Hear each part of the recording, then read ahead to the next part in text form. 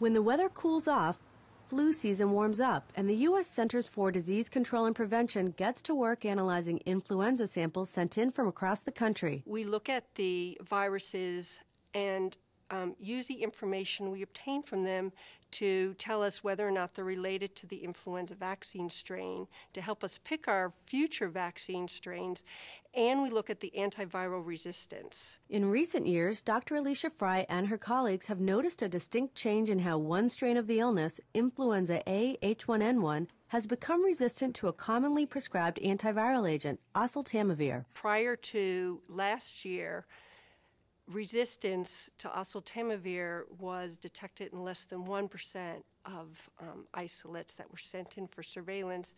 Last year, about 12% of the influenza A H1N1 viruses were resistant to oseltamivir, and this season it looks like approximately 98% or almost 100% of those viruses are resistant to oseltamivir.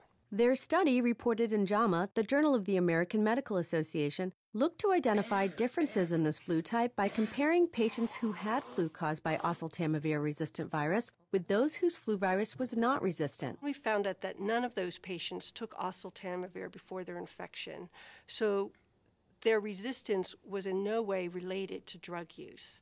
The second thing we found out is that their illness was very similar to illness with an oseltamivir susceptible virus. So there was no difference in infection. In the end, when it comes to the flu, experts say prevention is key. The best defense against influenza is vaccination. And certainly the current influenza vaccine is effective against this oseltamivir-resistant H1 strain. Good news for those that have had a flu shot and a little motivation for those who haven't. Haley Weldon, the JAMA Report.